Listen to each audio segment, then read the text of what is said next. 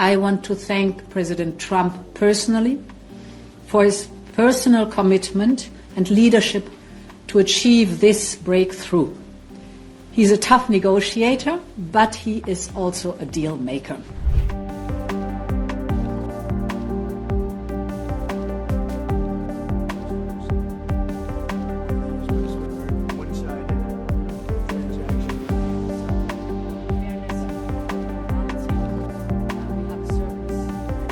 This is the second building block reaffirming the transatlantic partnership. Allow me to go into some details. We have stabilized on a single 15% tariff rate for the vast majority of EU exports.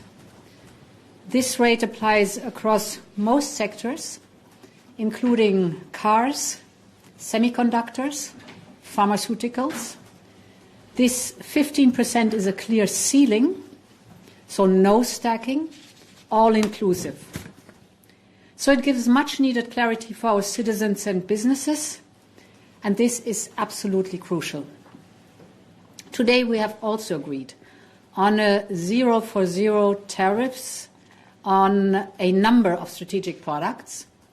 This includes all aircraft and component parts, certain chemicals, certain generics, semiconductor equipment, certain agricultural products, natural resources, and critical raw materials. And we will keep working to add more products to this list. On steel and aluminium, the European Union and the US face the common external challenge of global overcapacity. We will work together to ensure fair global competition and to reduce barriers between us. Tariffs will be cut and a quota system will be put in place. We will also increase our energy cooperation. Purchases of US energy products will diversify our sources of supply and contribute to Europe's energy security. We will replace Russian gas and oil by significant purchases of US LNG oil and nuclear fuels. US AI chips will help power our AI gigafactories and help the US to maintain their technology edge. Today, with this deal, we are creating more predictability for our businesses.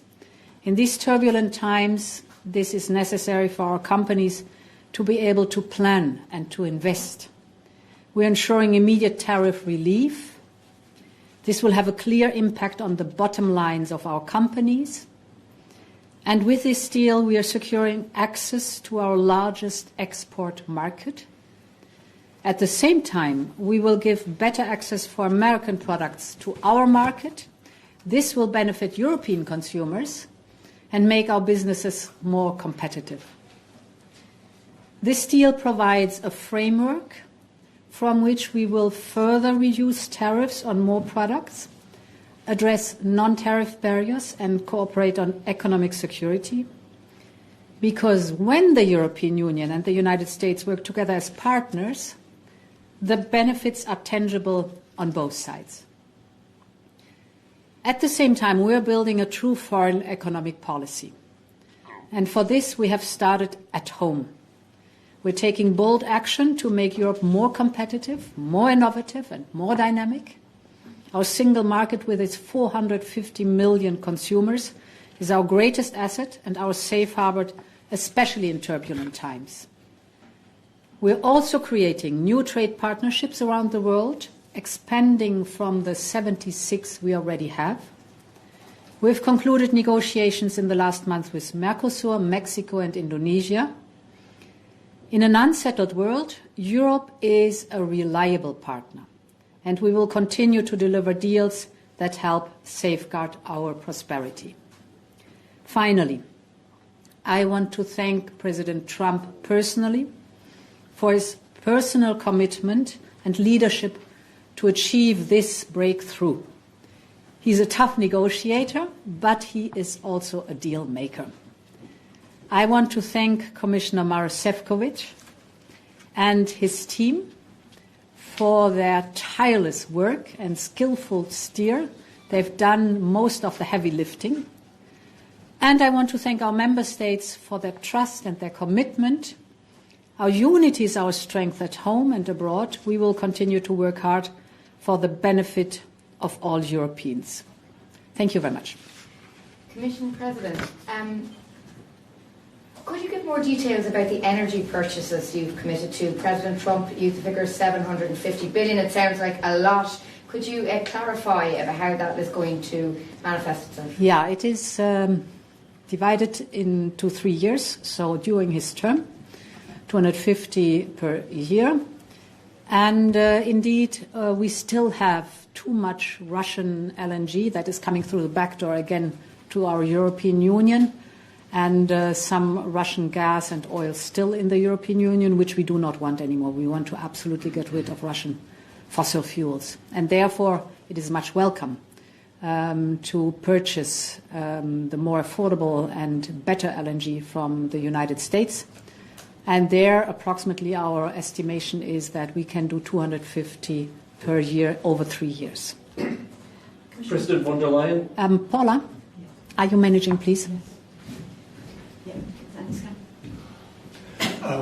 Mrs. President, for European car makers, the tariff will now be 15% instead of 2.5% during the Biden administration.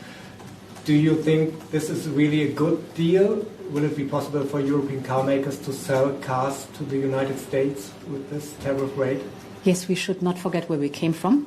Today they have 27.5% of tariffs to pay. It's the 25 plus 2.5. So there was a staggering of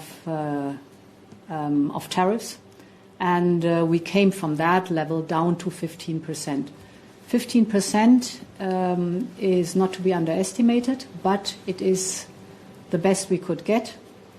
It's overall across the board. Important was for us it includes not only the cars, so go down with the tariffs for cars to 15%, but also all goods and semiconductor and pharma. Yes, Andrew. President von der Leyen, can you give some clarity on pharmaceuticals? President Trump said at the beginning of your meeting that this would not be covered by this agreement. We know that the Americans have been looking into pharmaceuticals under Section 232. Do you have an assurance that there's nothing more coming down the pipeline on pharma? Yes, what the European Union is concerned, it's agreed that we have 15% for pharmaceuticals. Whatever the decisions later on is of the President of the United States, how to deal with pharmaceuticals in general, globally, that's on a different sheet of paper. Yes, Madam von der Leyen, for Politico, I was wondering about the quotas on steel. What does it mean when the tariffs will be slashed? Does it mean there will be no tariffs even after the quotas? Can you give us some more details on that? So it's basically going back to, like with the UK, going back to the historical quota. And creating a ring fencing to deal with the overcapacity globally that we see. Sorry, Mark Bedekorn, Volkskrant. I just wonder, because actually the negotiations lasted for an hour.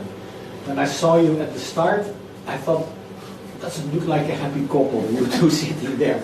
So how were the negotiations actually in this last hour? Was it difficult, or was it actually just rubber stamping which already had been prepared? No, it was very difficult because we started far apart from each other. It was tough, fair, but it was tough, and therefore, rightly so, you saw the tension at the beginning. So we had to work hard to come to a common position, and till the very end, as always in negotiations, you don't know whether you'll find the landing point, the landing zone at the very end, or whether it crashes. So it was tough, but in the end, as we were successful, it's good and it's satisfactory. Liga Esposito from Alsa News Agency. Are you planning a sort of some measures for the economic sector in Europe most affected from the 15 tariffs in the future? So I think we should not forget where we would have been on the 1st of August. We would have been at 30%. And it would have been much more difficult to get down now to the 15%. 15% is certainly a challenge for some, but we should not forget it keeps us the access to the American market. And what we are also doing intensively is diversifying to other regions of the world. And this opens up new markets, potential new markets. Indonesia, for example, is huge. It's 250 million people. Mercosur is a huge market, very like-minded countries. Mexico, for example, and others to come. We are intensively negotiating with India. So, yes, the tariffs for 15% are there, but we're trying also to open up other markets for European business. And last question. Commission President, you kind of say this is a framework deal. Trump says this is the end of it for a few years. Yeah. Where do we go from here and when? And maybe quickly on agri-food, the 0 for 0 deal, what does that include? So framework means the figures we've just explained to the public. But of course details have to be sorted out. And that will happen over the next weeks. Indeed, we're done. We have a deal for the years to come. That is very good. But also on agri, there were we were very clear that there were tariffs that could not be lowered. So that was clear from the very beginning, and therefore we maintain them. And this shows that we have to go in depth with other topics within the framework that I've described to sort out really the details in the next days and weeks. And agri-food, sorry. The 0 for 0, does it include alcohol, spirits and wine? No, there's no decision on that one. This is something which has to be sorted out in the next days.